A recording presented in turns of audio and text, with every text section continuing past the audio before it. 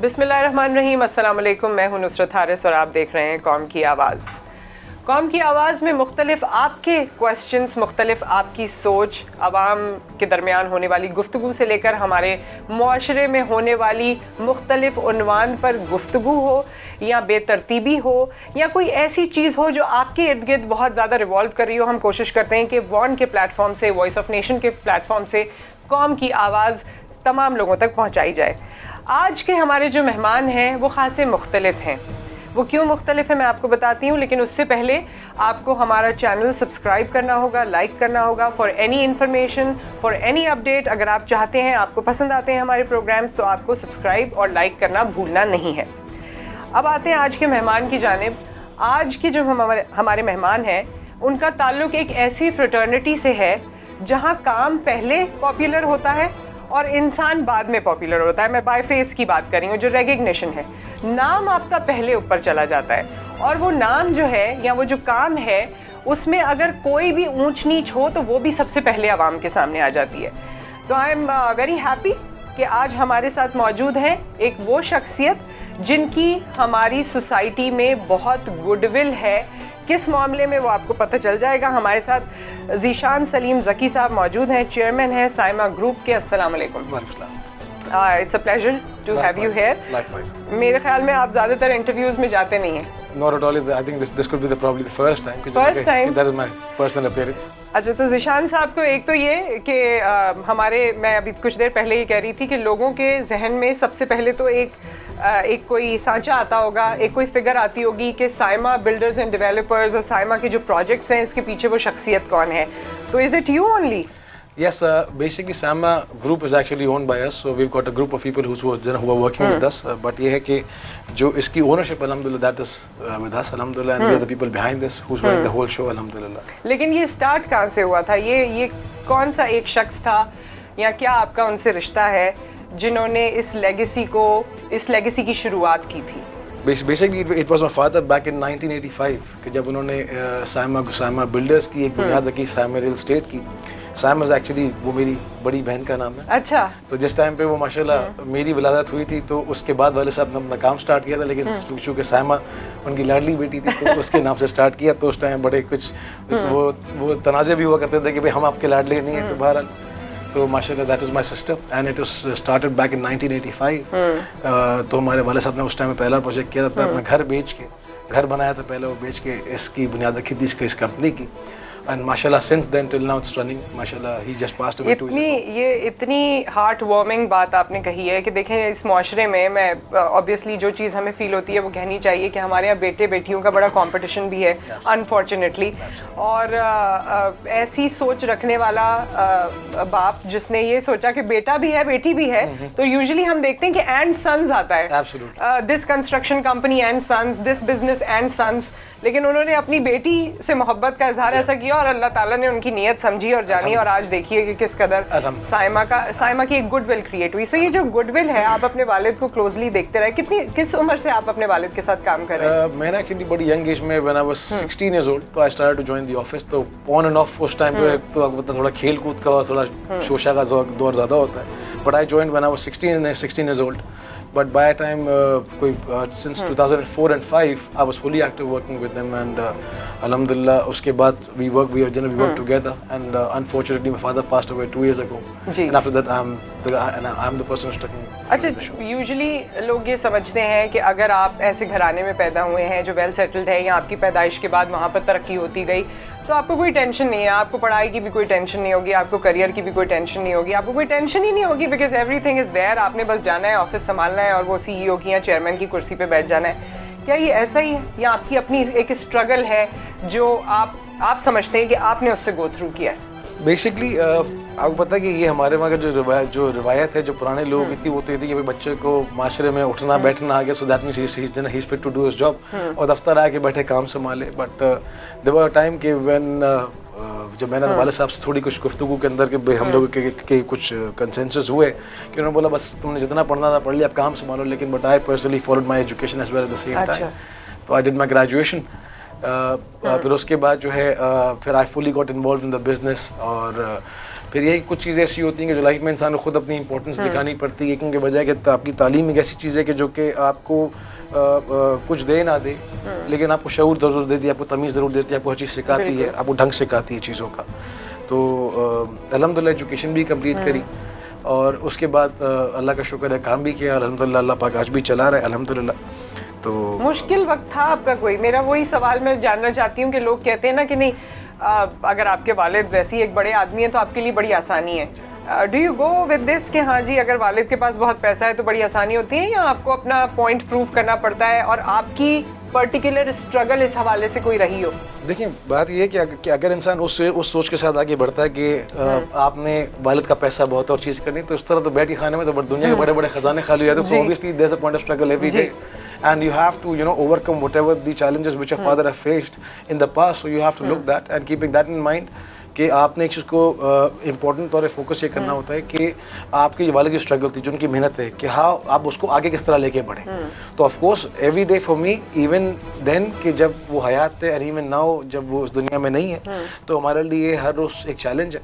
और सबसे बड़ी बात इम्पोर्टेंट ये है कि अलहमदुलिल्लाह साथ में जो टीम थी हमारी, जो हमारे ग्रुप में जो हमारे पार्टनर्स हैं या फाइनेंसर्स हैं या बाकी सारे लोग, तो उन लोगों का माशाल्लाह बड़ा वाइटल रोल है। They have supported me all the way since my father passed away and before then as well. तो every day is a brand new day, new challenges, new difficulties. अब इस तरह आज के दौर में अगर आप देखेंगी तो मुख्तलिफ चैलेंजेस आए हैं। आज डिपार्टमेंटल इशूज़ हमारे कुछ पहले के मुकाबले बढ़ गए हैं। पहले हम प्लॉट लेते थे 3 महीने प्रोजेक्ट अनाउंस कर दिया करते थे, अब वो प्लॉट लेने का 2-2 साल तक हमारे अप्रूवल्स नहीं हो पा रहे हैं, डिपार्टमेंटल इशूज़ आ रहे हैं। तो बहरहाल इट्स अच्छा, क्योंकि ये बात आपने कर ही दी है तो मैं बल्कि हमारे अगर आप कॉमन एक अजम्पशन या बिहेवियर समझें तो लोगों को ये लगता है कि मौजूदा हुकूमत में सबसे ज़्यादा मराहत कंस्ट्रक्शन सेक्टर को मिल रही हैं और सबसे ज़्यादा ईज़ अप यही सेक्टर हो रहा है। बल्कि कहीं बहुत से बिजनेस हलकों में ये बात होती है कि जी लोग इंडस्ट्री अपनी मुख्तलिफ लगाना छोड़ चुके हैं और वो भी कंस्ट्रक्शन में आ गए। तो क्या आसानियाँ नहीं हुई हैं?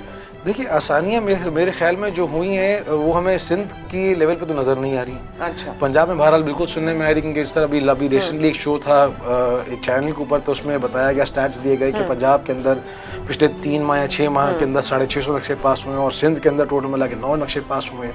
तो यहाँ पे डिपार्टमेंटल इशूज़ बहुत से चल रहे हैं, प्लस बहुत से चैलेंजेस भी हैं, क्योंकि वजह है कि कुछ चीज़ें बड़ी स्ट्रिक्ट वॉच के अंदर हैं।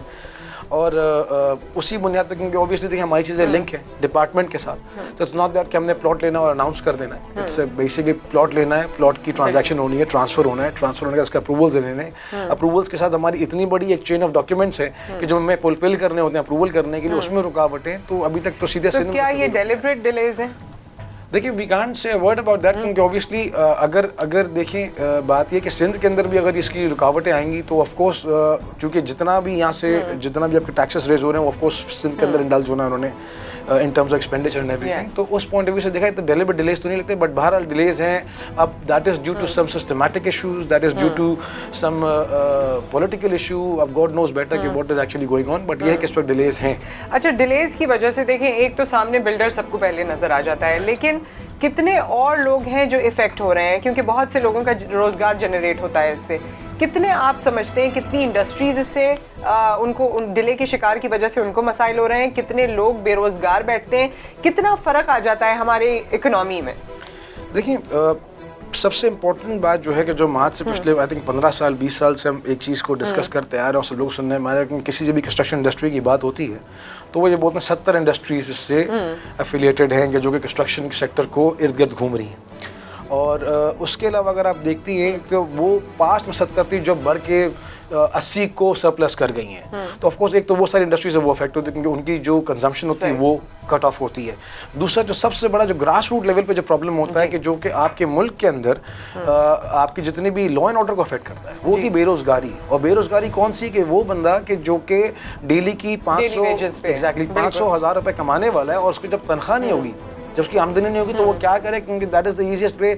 अगर आप देखते हैं कराची में कि कोई बंदा बाइक पे निकलता है, 2 बंदे उन्होंने पिस्टल दिखाई, मोबाइल स्नैच किया, चले गए, बेच दिए, तो दैट इज़ द ईजीएस्ट वे। जब लोगों का रोजगार नहीं हो तो लोगों ने इसी तरफ रुख करना है। बिल्कुल, क्राइम रेट बढ़ जाता है and that is not to the extent के सिर्फ यही एक फैक्टर है, वजह कि आपका पूरे का पूरा साइकिल डिस्टर्ब हो जाता है उसको लेके। बिल्कुल, क्योंकि वजह ये कि अगर एक मिसाल तौर पर दुकान है, दुकान पे अगर रोजगार कम हो जाएगा, किसी को दिहाड़ी नहीं मिली, इस तरह एक बहुत बड़ा तबका है दिहाड़ी वाला है, उसको नहीं मिल रही, तो आप तंदूर से रोटी बिकना भी कम हो जाएगी, रोटी बिकना कम हो जाएगी, चक्की का सप्लाई भी कम हो जाएगी। तो it's not to the extent कि सिर्फ कंस्ट्रक्शन इंडस्ट्री अफेक्ट हो रही है, it's the whole cycle, it's the whole system which gets affected. बिल्कुल।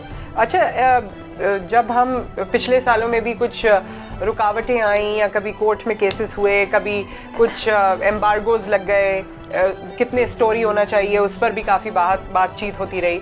तो मुख्तलिफ हलकों में जब बात हुई, उनका ये कहना था कि कंस्ट्रक्शन इंडस्ट्री सिर्फ लोगों को घर प्रोवाइड नहीं करती, बल्कि वो सिटी का पूरा इंफ्रास्ट्रक्चर डेवलप करती है और ब्यूटिफिकेशन पे काम करती है, जिसकी सबसे यूनिक और बेस्ट एग्जाम्पल दुबई है, जहाँ पर हम हाई राइज बिल्डिंग देखते हैं। उसकी खूबसूरती का बायस ही वो बिल्डिंग्स हैं और वो इंफ्रास्ट्रक्चर है या वो आर्किटेक्चरल वैल्यूज़ हैं जो क्रिएट की गई। हमारे पास क्या बिल्डर्स इस तरफ सोचते हैं कि कराची शहर, अगर कराची की स्पेसिफिक बात की जाए, कि जी इसकी ब्यूटिफिकेशन पे काम होना चाहिए, बिल्डिंग्स को किस तरह से बनना चाहिए, फिर पूरी दुनिया में बड़ी एडवांसमेंट हो रही है कंस्ट्रक्शन में, क्या उस तरह की टेक्नोलॉजी पे भी कोई काम होता है? देखिए, बात ये सबसे इम्पोर्टेंट बात है कि जितने भी बिल्डर्स जो कराची में काम कर रहे हैं वो सब के सब वो लोग हैं कि जो कि कराची में रहाइश पसीर है ना, जो कि जिनका अपना घर है कराची। तो ऑब्वियसली कोई बंदा नहीं चाहेगा कि उसका अपना घर जो है वहाँ से ख़राबी स्टार्ट हो या उसका घर ख़राब हो। तो ऑफकोर्स बिल्डर्स की तो हमेशा कोशिश होती है कि चीज़ों को बहुत पॉजिटिव वे में लेके बने। अब इस तरह मैं दुबई की एग्जांपल दी कि दुबई में एक मास्टर प्लानिंग है। कराची में आज तक देखें, I think if I am not mistaken, since initial 90s तब से लेकर आज तक मास्टर प्लानिंग कराची की हुई नहीं है। और अभी भी बहुत सी चीज़ें ऐसी हैं कि इसको बेहतर अंदाज में अगर टेकअप किया जाए तो बेहतर अंदाज में किया जा सकता है। अदरवाइज़ देखें होगा क्या, कंस्ट्रक्शन का इफेक्ट आएगा, कंस्ट्रक्शन इंडस्ट्री में इम्पैक्ट आएगा जब चीज़ें वगैरह आपकी ऑन द पेज नहीं होंगी क्लियरली। और अभी भी होता है कि अब हम मिसाल के तौर पर हम क्लिफ्टन में जाते हैं, क्लिफ्टन में जाके हम प्रोजेक्ट की बात करते हैं, वो 200 फुट रोड पर 200 फुट रोड पर बोलते हैं भाई आप 11 मंजिल इमारत बना लो। दुनिया बुर्ज खलीफा बना रही है, दुनिया उससे आगे निकलने की बात कर रही है। हम आज जो अपने बायलॉज के अंदर इन चीज़ों में कह दें कि भाई इस प्लॉट पे 11 मंजिल मिलनी चाहिए या 10 मंजिल मिलनी चाहिए या 25 मंजिल मिलनी चाहिए, क्योंकि वजह ये कि जब तक चीज़ें डिपार्टमेंटली तौर पे प्रॉपरली लुक आफ्टर नहीं होंगी, ये तो देखें डिपार्टमेंट का काम है कि चीज़ों को किस तरह से बेहतर लेके चलना है। अब हर चीज़ बिल्डर तो कर नहीं सकता, और बिल्डर जब करने की बात करता है तो सामने डिपार्टमेंट ये सोचता है इस बात को कि नहीं बिल्डर बात ही अपने फ़ायदे ही कर रहा है, तो बेसिकली रिजल्ट कोई नहीं निकल पाता। तो आज भी अगर देखा जाए तो कुछ फ्लॉज हैं कि जो कि हमारे वहाँ सिंध गवर्नमेंट को या SBCA को या KDA को जिस पे वो इकदाम लें तो बेहतरी की जा सकती चीज़ों को लेके, लेकिन that too with the consent of somebody कि जिसको इसकी ग्रिप है उसको। एडवांसमेंट इन कंस्ट्रक्शन के बारे में भी आप हमें बताइए, क्योंकि अब चाइना की अगर बात ले लें, कोविड में आपने देखा कि उन्होंने कितनी स्टोरी, मल्टीपल स्टोरी हॉस्पिटल तैयार कर लिया और कितने कम दिन में तैयार किया, वो एक बड़ी खबर थी कोविड के दौर में। तो क्या हम कभी उस लेवल पर या उसके नज़दीक किसी लेवल पर आ सकते हैं? क्या हमारे यहाँ टेक्नोलॉजिकल एक्सचेंज ऐसा हो रहा है या हम इतना काम करते हैं या सोचते हैं इस बारे में? देखें ऑफ कोर्स जहाँ पे देखें कि इंसान का दिमाग लगता है तो वहाँ पे ऑब्वियसली नई आइडियाज इंडल्ज होते हैं। अभी देखा जाए तो हम कुछ चीज़ों में आज भी हमारे इर्द गिर्द कुछ ऐसी टर्मिनोलॉजीज़ हैं जिसको लेके हम बड़ा कह रहे हैं ना, उसको बड़ा हम जकड़े हुए कि हमें अभी एक मिसाल था, अभी आज से कुछ साल पहले सब लोग सुनने में आया था कि मलेशियन लाइट वेट स्ट्रक्चर्स आना शुरू हुए। Exactly. अब उसमें पहले हुआ क्या, पहले वो एक डिपार्टमेंट ने अप्रूव कर दिए, ऐसी क्या नाम है, आई थिंक PEC ने आई थिंक वो अप्रूव किए, फिर SBCA के लेवल पे आया तो आई थिंक SBCA ने उसको डिस्करेज किया कि भाई सेस्मिक हाई सेस्मिक जोन है, तो उस वजह से ये चीज़ें हम इनकॉर्पोरेट नहीं कर सकते। तो कुछ चीज़ ऐसी होती है जो जोन टू जोन भी वेरी करती है। अब सिमिलरली अब मैं आपको छोटी एग्जाम्पल बताऊँ, पोस्ट टेंशनिंग हमारे वहाँ काम होता है, लेकिन वो बहुत ज़्यादा वो हाई सेस्मिक जोन्स के अंदर रिकमेंडेड नहीं है। अब हमारे वहाँ आज भी एक क्वेश्चन है कि कुछ कंसल्टेंट्स बोलते हैं कि आप उसको ला सकते हैं, कुछ बोलते हैं कि इसको नहीं ला सकते। सही। बट वही वाली बात है कि आज भी काम हो रहा है बेटरमेंट पे, और अभी भी आप देखें जिस तरह उन्होंने चाइना तो देखें उनकी सबसे बड़ी जीत क्या है, दैट इज वन नेशन। हाँ, नेशनलिज्म है वहाँ। एब्सोल्युटली। तो उनके लिए कोई भी काम हो तो वो बोलते हैं कि भाई हमने करना हमारे मुल्क के लिए करना है। हमारे वहाँ आज भी कुछ चीज़ें तकसीम हुई हैं चीज़ों को लेके। हम शटरिंग वाला बोलते हैं, हम शटरिंग वाला है, शटरिंग वाला भाई वो उस शहर का लो तो अच्छा है, वो लोहार है वो उस शहर का लो तो वो अच्छा है। तो आज भी कुछ चीज़ें डिफरेंशिएट करती हैं, बट ये कि इंशाल्लाह with the passage of time we see the betterment in the construction industry and as well as I mean like you spoke about the advancement in construction industry, तो उसमें ऑफ कोर्स चीज़ें बेहतर हो रही हैं। तो इंशाल्लाह ताला with the passage of time you will see कि चीज़ों में बेटरमेंट आएगी। कौन से बिजनेस एथिक्स ऐसे हैं जो आपके बिजनेस का प्रिंसिपल हैं जिससे आप डिविएट नहीं करते? देखिए सबसे इम्पोर्टेंट चीज़ तो है कि client satisfaction. That is the core and the key, and timely delivery, which has been considered as the primary target for the people who's buying from you. And besides that, जो quality की आपने maintain करना है, क्योंकि होता क्या है कि जब हम मॉडल अपार्टमेंट बनाते हैं वो तो हम बड़ा लेविश सा बनाते हैं, लोग बोलते हैं कि मैंने ऐसी चीज़ मिलेगी नहीं मिलेगी, तो दैट इज़ वेरी इंपॉर्टेंट कि आप चीज़ों को उनकी ख्वाहिश के हिसाब से उनको दें, क्योंकि ऑफ कोर्स कोई बंदा आपके पास आके परचेज कर रहा है तो वो अपना ख्वाब खरीद रहा है आपसे, तो बेसिकली आपने तो वो चीज़ें कि 3 चीज़ें ऐसी हैं कि जिनको हमने करना होता ज़रूरी। अच्छा, ये आपने बड़ी इंपॉर्टेंट बात की, ये साइमा के हवाले से नहीं, एक जेनेरिक पॉइंट ऑफ व्यू आपसे ले रही हूँ। यूजुअली यही होता है कि जब कोई बुकिंग के लिए जाता है और वो अपार्टमेंट की, अगर मॉडल अपार्टमेंट नहीं भी देखा है तो उसका जो पैम्फलेट होता है या ब्रोशर होता है उसमें वो तमाम चीज़ें होती हैं, इतने फिट का ये होगा, उतने फिट का वो होगा, लेकिन वो 1200 स्क्वायर फीट या 1300 या 1400 उतना होता नहीं है, उससे कम स्क्वायर फीट वो होता है। कुछ लोग इसको समझ जाते हैं, कुछ इसको नहीं समझ पाते। तो ये क्या, ये क्यों नहीं बिल्डर्स इस चीज़ को मुमकिन बनाते कि जो उन्होंने ब्रोशर में दिया है वो उतना ही हो या वैसा ही हो? बेसिकली देखें, इसमें कॉन्सेप्ट है एक जनरली वो सिर्फ पाकिस्तान में नहीं पूरी दुनिया में सिमिलर कॉन्सेप्ट है, वो है नेट एरिया और ग्रॉस एरिया का। अच्छा, तो नेट एरिया ऑब्वियसली ग्रॉस से कम होता है, क्योंकि नेट एरिया के अंदर what they charging you is for the apartment which is actually with in the boundary wall of the apartment. Gross में you add the passages, the corridors, the lift core, staircase and everything, and that gets divided to all the apartment to whatever they to the numbers के जितने भी इसमें apartment मौजूद है उसके अंदर। तो ये बेसिकली होता है, ऑब्वियसली बहुत से लोगों को समझने मुश्किल होती है, बहुत से लोग होता है कि कुछ चीज़ ऐसी होती हैं कि कुछ चीज़ों का हम नाम देते हैं गिमिकरी सेल्स का, तो ऐसी भी चीज़ होती है, लेकिन बट जनरली इन प्रैक्टिस कि जो कि बाय कोर जो बिल्डर्स हैं they keep things very straight, क्योंकि वजह है कि उन लोग की एक साख चली आ रही होती है and they don't need to do this kind of.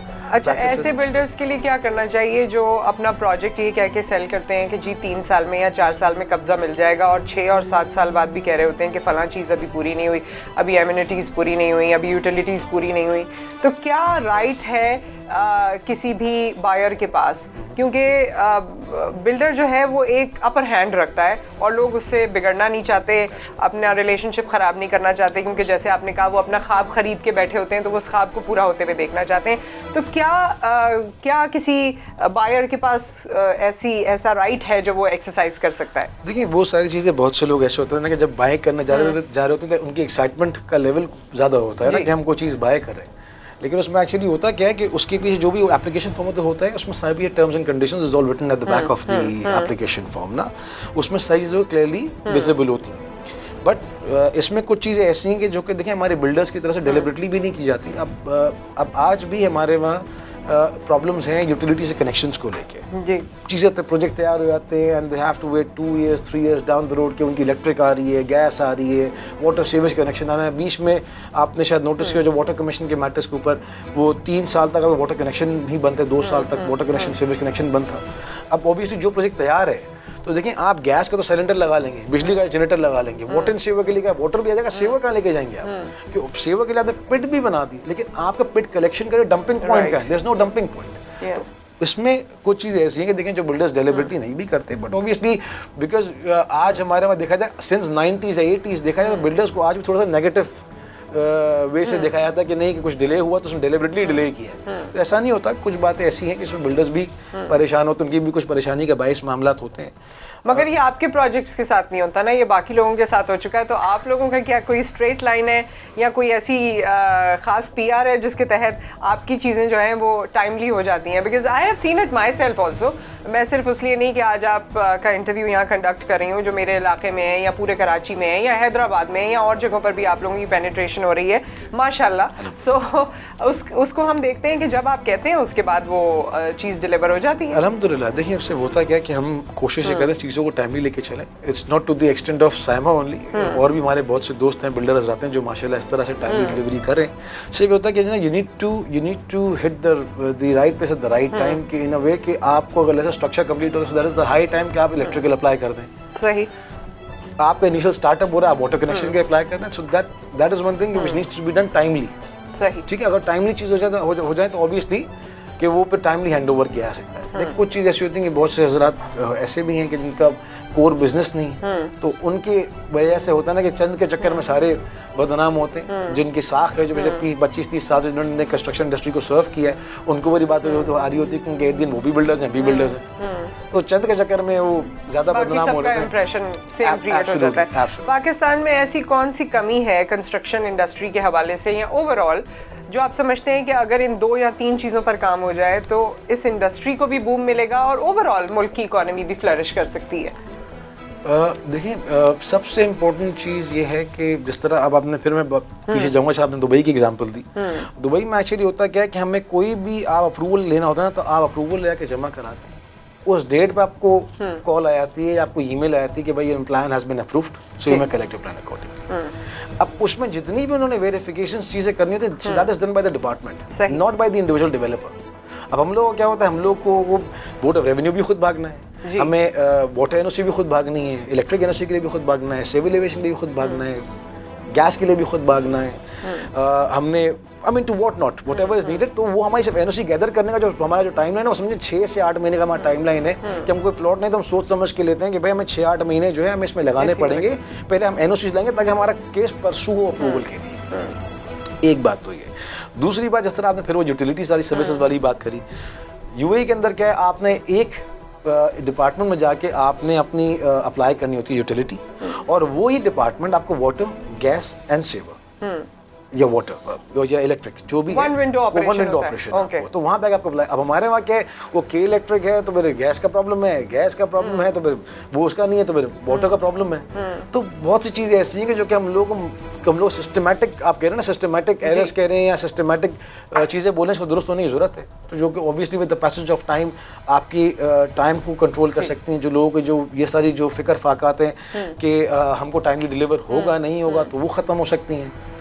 तो ये चीज़ें ऐसी हैं कि आई थिंक जो डिपार्टमेंटल इश्यूज हैं उसको अगर रिजॉल्व किया जाए और वन विंडो के तौर पे सारी चीज़ों का ऑपरेशन आ जाए, तो I think this would be the best possible way कि इसमें चीज़ों फ्लरिश के लिए प्रोफेशनलिज्म एंड नेशनलिज्म ये दोनों चीज़ें आ जाएं। अच्छा, वैसे आपके लेवल पर आई थिंक के लोगों के जहन में ज़रूर ख्याल आएगा कि when you have done so much of work and when you have this kind of a goodwill, तो उस वक्त आपकी बहुत से लोगों से दोस्ती हो जाती है, पीआर क्रिएट हो जाती है, तो आपके लिए तो शायद ये स्मूथ सेलिंग होती होगी, because you know most of the politicians and you know most of the departments and they have good terms with you and obviously they would want to have a relationship with you. होता है हमारे यहाँ कि जैसे जैसे आप famous होते जाते हैं, आपकी गुडविल क्रिएट होती है, तो आप कनेक्टेड होते जाते हैं। तो is it not the smooth selling for you जहाँ तक आपके प्रोजेक्ट्स का ताल्लुक है? देखिए, अल्हम्दुलिल्लाह मैं एक चीज़ बताऊं कि अल्लाह का शुक्र है कि in terms of departmental job आप मतलब कि in regards to us, we fall in line. we don't use the channels or the, you know, via medias के जब के जल्दी कराने के लिए, तो आप फॉलो करते हैं, आप क्यू में लगते हैं? क्यू में लगते हैं, ओके। ऑफ कोर्स क्यू में लगने का फिर वो चांस है कि how fast you react to whatever is needed to fulfil the requirements of that specific area. तो we fall in line, we fall by the line, we move by the line, but the difference is कि वो बजाय उसके कि हम दाएं बाएं से हैं, so that takes more time and चीज़ों को स्मूथली निकालने की कोशिश होती है, and that is it. Of course ताल्लुकात सबके होते हैं, चीज़ें होती हैं, लेकिन बट अल्हम्दुलिल्लाह for us to use any kind of political standing और any kind of backing from somebody will not be noticed by anyone since last 10, 15, 20 years since the time I've been into business. Alhamdulillah, it's never been done like that. आपको कितना time हो गया? 15 years into business? मुझे हो गए, अगर देखा जाए since the day I stepped into my business, it's been 22 years. Okay. And I was 15 years at that time. And अभी मुझे समझे कि 22 साल हो गए अल्हम्दुलिल्लाह, बट ये since last 15-16 years I've been. जब नया ब्लड आता है या बच्चे आपके बिजनेस में आ रहे होते हैं या छोटे बहन भाई आ रहे होते हैं, तो उनकी कुछ अपनी भी नई सोच होती है। क्या आपकी कोई नई सोच कंस्ट्रक्शन प्रॉपर्टी के हवाले से है, या there is some other dream जो आप समझते हैं कि एक डिविएटेड बिजनेस है जो I will do some time in my life? देखिए, सबसे इम्पोर्टेंट चीज़ है, जब ऑब्वियसली स्टार्टअप हुआ तो हम तो फिर प्रोटोटाइप बिजनेस चल रहा था, but by time when we had command in our hand, तो हमने थोड़ा सा अपने आर्किटेक्चर्स को थोड़ा सा हमने मॉडिफाई किया and we brought them to the finest art level के जो हम कराची या पाकिस्तान के हिसाब से इंडल्ज कर सकते हैं। क्योंकि कराची में या पाकिस्तान में आपने कोई भी प्रोजेक्ट आप करते हैं तो आपने इंपॉर्टेंट बात ये देखनी होती है कि उस प्रोजेक्ट का लॉन्गर रन में मेंटेनेंस के वजह से इम्पैक्ट क्या आएगा। क्योंकि एक बिल्डिंग आपने अच्छी आज बना दी, लेकिन बिल्डिंग 5 साल बाद 5 साल बाद अगर उस बिल्डिंग का वो प्रॉपर्ली मेंटेन ही नहीं हो पा रही या मेंटेन करने के काबिल ही नहीं, इतनी हैवी मेंटेनेंस है, तो वो चीज़ तो वैसे ही आपकी ख़राब हो जाए। तो हमने ऑब्वियसली स्ट्रक्चर्स में हमने काफ़ी बेटरमेंट लेके आए कि हम लोग उसके हवाले से वो डिज़ाइंस वगैरह में चेंजिंग ली, प्लस थोड़ा सा हमने थोड़ी सी मार्केट को टैप करने में थोड़ी डिफरेंस किया हमने। सही। तो ये डिविएटेड बिजनेस कभी आपने नहीं सोचा कि मैं कोई रेस्टोरेंट भी खोलूंगा, but some time in my life मैं शायद ये वाला बिजनेस भी कर लूंगा, ऐसी कोई सोच आती है आपके जहन में? नहीं, वाले साहब ने माशाल्लाह बहुत से एक्सपीरियंस कराया मुझसे, लेकिन अनफॉर्चुनेटली सब में फेल हुए। अच्छा, कौन से? जैसे कि टेक्सटाइल में मैंने एक बार जंप इन किया था, obviously but that was a matter of time कि उस टाइम पे 9/11 हो गया था, तो ड्यू टू दैट रीजन सारे ऑर्डर्स वगैरह इंटरनेशनल सब वो सारे कैंसिल हो गए थे। उसका कन्फेक्शनरी बिजनेस एक बार ट्राई किया था, okay, and that was actually a miss, basically a complicated kind of a job that was. तो खैर आपको यहीं आपकी लैंडिंग यहीं से लैंडिंग हो सकती थी। ओके, जाते जाते आपका कोई ऐसा ख्वाब, आपकी कोई ऐसी सोच या आपका कोई ऐसा concern, any of the three, जो आप इस फोरम से लोगों तक पहुंचाना चाहते हो, अथॉरिटीज़ तक पहुंचाना चाहते हो, या वैसे ही सबको जेनेरिक बताना चाहते हो? देखें, ये तो एक बड़ी ओपन एंड बड़ी वास्ट डिस्कशन है जो हमने 3 टॉपिक्स में ऊपर डाल दी है जी। एक तो देखें, इसमें मैं हमेशा लोगों को ये हमेशा गाइड करता हूँ चीज़ों को लेके कि नंबर 1 कि इस तरह बिल्डर्स के हवाले से जो इंडस्ट्री है थोड़ी सी नेगेटिवली मनूवर की जाती है, तो उस पॉइंट ऑफ व्यू से मैं लोगों को ये बोलूँगा कि थोड़ा सा कोई भी चीज़ बाय करते हैं तो look at the background to what they are doing, look at the background to what the construction what the company stands, ताकि कल को किसी भी क्रिटिसिज्म जो वो कंस्ट्रक्शन इंडस्ट्री पे ना आए, बिल्डर पे ना आ रहा हो स्पेसिफिकली टू द एक्सटेंट। एक बात, दूसरा ये है कि मैं ऑब्वियसली जब फोरम मिला तो अपने बिल्डर्स को भी एडवाइस करूँगा कि कोशिश करेंगे ताकि लोगों की तवक्कुआत के मुताबिक उस पर पूरा होता नहीं, ताकि कल को किसी एक के चक्कर में भी इंडस्ट्री बदनाम होती तो हम सब बदनाम होते, भले वो मैं ही क्यों ना हो। तो ऑब्वियसली हम सबको चाहिए कि बेहतर तरीके से काम करें। तीसरा, डिपार्टमेंटल के लिए ऑफ कोर्स एक बड़ा मूव चल रहा है, सगाबाद काफ़ी सीरियसली वर्क करी वन विंडो ऑपरेशंस के ऊपर, तो उन्हीं से मेरी ये तजवीज़ और मेरी ये रिक्वेस्ट है इदारों से कि भाई जिस तरह वो आबाद जिस चीज़ को लेकर चल रही, तो of course that is for the betterment of the society, the country and the Sindh and the province and as well as the city, तो उसको ज़रा स्पीडली मूव करें ताकि ऑफ कोर्स वो चीज़ों को बेहतर तरीके से रन किया जा सकता है और हमारे लिए भी ईज़ ऑफ डूइंग बिजनेस हम लोग के लिए हो सके। वैसे तो मैं यहाँ पर क्लोज करने वाली थी, मगर एक चीज़ मेरे जहन में आई, because I have been through this. So when you lost your father, उसके बाद बहुत सी चीज़ें होती होंगी जो आपके दिल में आती होंगी और उनके जाने के बाद ज़्यादा आती होंगी। So for all those people जिन्होंने सलीम ज़की का सिर्फ नाम सुना था, उनके लिए आप कुछ कहना चाहते हैं about your father? Being honest, he is a mentor and he's my mentor. He's the mentor of the industry, and the way he has served the construction industry is completely remarkable. And not only me, I think it's basically the whole industry who praises him to the work what he has done. And the best thing what I can do for him is to at least maintain what he has made. Integrity, yes. And of course, he was a man of word. He was. I mean, I have no words to explain what kind of personality he was. And आपके idol थे आपके वालिद? Of course, 100%. Thank you so much for your time, thank you. And बहुत सारी mixed discussion रही, लेकिन मुझे ये सेशन काफ़ी इंफॉर्मेटिव लगा। आई होप कि हमारे लोगों को भी लगा हो। थैंक यू ज़ीशान साहब for coming here and for joining us for all this discussion, and we are looking forward कि कॉम से रिलेटेड अगर कोई और चीज़ें होंगी तो हम आपको मदू करना चाहेंगे। Thank you so much. So आप अपना ख्याल रखिए। बहुत सारी बातें यहाँ पर हो गई, कुछ इमोशनल बातें भी हो गई, कुछ प्रोफेशनल बातें भी हो गई, लेकिन जो 2 वर्ड इस पूरी डिस्कशन में मेरे दिल को लगे वो प्रोफेशनलिज्म और नेशनलिज्म है, जिसकी ज़रूरत हर लेवल पर है। बाकी आपने खुद सोचना है। आप इस प्रोग्राम को देखें और अपना फीडबैक हमसे शेयर करें। आपसे फिर मुलाकात करेंगे। टेक केयर, अल्लाह हाफ़िज़।